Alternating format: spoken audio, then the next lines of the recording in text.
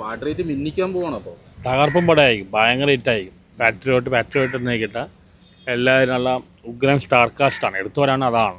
പിന്നെ ഡയറക്ടറാണ് ഉഗ്രൻ ഡയറക്ടറാണ്.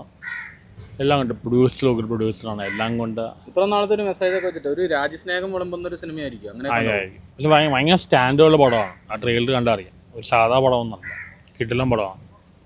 ഇതിൽ മഞ്ജുവാരിനോട് ഉണ്ടെങ്കിൽ അടിപൊളിയാണ്. എല്ലാവരും ഉണ്ട്. നല്ല സ്റ്റാർ കാസ്റ്റാണ്. രേവതി എല്ലാവരും. എത്ര കോടിയാണ് എണ്ണം പ്രതീക്ഷിക്കുന്നത്? എനിക്ക് തോന്നുന്നു നന്നായി വരുവാണെങ്കിൽ വാഴയുടെ റെക്കോർഡ് പൊട്ടിക്കും.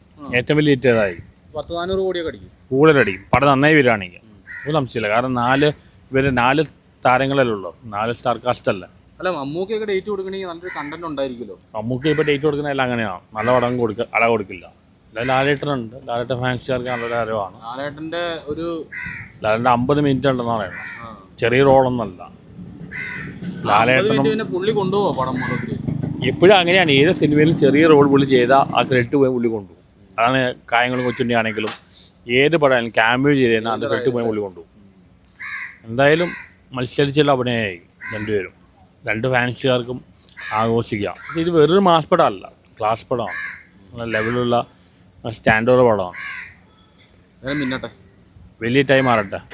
ഒന്നാമത് കണ്ടന്റ് ബേസും പിന്നെ ഒരു സൂപ്പർ സ്റ്റാർഡും. ഇപ്പം നമ്മൾ ഇപ്പോൾ മലയാളത്തിൽ വലിയ രീതിയിലേക്ക് വിജയിച്ച പടങ്ങളൊക്കെ ഇപ്പോൾ 200 കോടി 300 കോടി നേടിയ പടങ്ങൾ എന്താണ് താരപരിവേഷം കൊണ്ട് മാത്രമല്ല സംഭവിക്കുന്നത്. താരപരിവേഷവും അതിനനുസരിച്ചുള്ള കണ്ടന്റും രണ്ടും കൂടി വരുമ്പോഴാണ്. ഇപ്പോൾ കണ്ടന്റ് ഓറിയൻറ്റഡ് പടങ്ങൾ ചെയ്യുന്നതിൽ മമ്മൂക്കയെ വെല്ലാൻ ആരുമില്ല. നമ്മളിപ്പോൾ ഏത് പടം നോക്കിയാലും ഇപ്പോൾ 300 കോടി നേടിയില്ലെങ്കിലും ഈ ഭ്രമയുഗത്തിൻ്റെ റോഷാക്കിൻ്റെ ഒക്കെ ക്വാളിറ്റി ഉള്ള കണ്ടന്റ് അടുത്ത കാലത്ത് ഏത് സിനിമയ്ക്കാണ് മലയാളത്തിൽ വന്നത്. പക്ഷേ അത് ജനപ്രിയമായ ഒരു സബ്ജക്റ്റും കൂടി വരണം.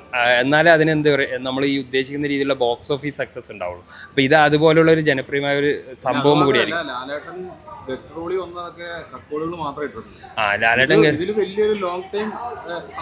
അതെ. പിന്നെ ഗസ്റ്റ് റോള് വരുമ്പോൾ തന്നെ ഒരു സംഭവം. ഇപ്പോൾ ബബ്ബ എന്നുള്ള സിനിമ നമ്മൾ ഉദ്ദേശിച്ച ആ വിജയത്തിലെത്തിയില്ലെങ്കിൽ അതിൻ്റെ ഒരു ഇനീഷ്യൽ പുള്ളിന് എന്തായാലും ലാലേട്ടൻ്റെ ആ ഒരു ക്യാരക്ടർ ഹെൽപ്പായിട്ടുണ്ട്. അതിൻ്റെ ഒരു ഫസ്റ്റ് ഡേ കളക്ഷനൊക്കെ നമ്മുടെ ഒരു ടോപ്പ് 5 ടോപ്പ് 10 വരുന്ന രീതിയിലും വന്നത്. അപ്പോൾ ലാലേട്ടൻ എന്നുള്ളതൊരു ഫാക്ടർ തന്നെയാണ്.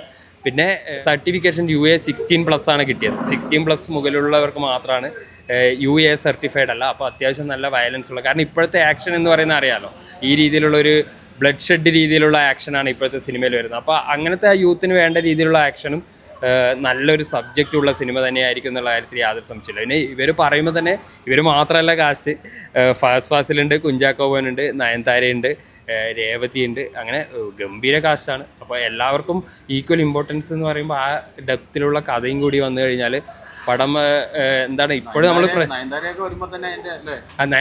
ഒന്നാമത് ഇവിടെയും നമുക്ക് അന്യഭാഷയിലുള്ള ഒരു ഹോൾഡും കൂടിയാണ്. ഇപ്പം നയൻതാര ഫാസിലും ഇപ്പോൾ പല ഇൻ്റർവ്യൂവിലും മമ്മൂക്ക പറയുന്നത് ലാലേട്ടൻ വരുമ്പോൾ തന്നെ അതിനൊരു ആ ഒരു വിസിബിലിറ്റി വന്നു എന്ന് പറഞ്ഞിട്ട് ലാലേട്ടനെ ഒരു പുകഴ്ത്തുന്ന രീതി. പക്ഷേ ശരിക്കും പറഞ്ഞാൽ അങ്ങനെ നോക്കുമ്പോൾ അത് ഫാസിലല്ലേ. നമ്മൾ അടുത്ത കാലത്തായിട്ട് നമ്മുടെ ഭാഷയിൽ നിന്ന് ഏറ്റവും അധികം പുറത്തേക്ക് പോയിരിക്കുന്നത് ഫാസിലാണ്. അതിപ്പോൾ പുഷ്പയാണെങ്കിലും പിന്നെ നമ്മുടെ വിക്രമാണെങ്കിലും ഇതുപോലുള്ള അന്യഭാഷ ഇതിൽ മെയിൻ പെർഫോമറായിട്ട് ഫഹദ് പോയിട്ടുണ്ട്. അപ്പോൾ ഫഹദിൻ്റെ സാന്നിധ്യവും നമുക്ക് കേരളത്തിന് പുറത്തേക്ക് ഈ സിനിമയ്ക്ക് റീച്ച് കൂട്ടും. പിന്നെ മമ്മൂക്കയുടെ ഒരു സാന്നിധ്യമാണ് ഇതിൻ്റെ കണ്ടൻറ്റിനുള്ള അഷ്യൂരിറ്റി. മമ്മൂക്കയുടെ സാന്നിധ്യമാണ്. പിന്നെ തിയേറ്റർ പൂരപ്പുറമ്പാക്കാനുള്ള ഒരു ഇത് പറയുന്നത് ലാലേട്ടൻ്റെ സാന്നിധ്യം. അതുപോലെ ഫഹദ്, കുഞ്ചാക്കോയുള്ള പെർഫോമേഴ്സ് ഇതിനകത്തുണ്ട്.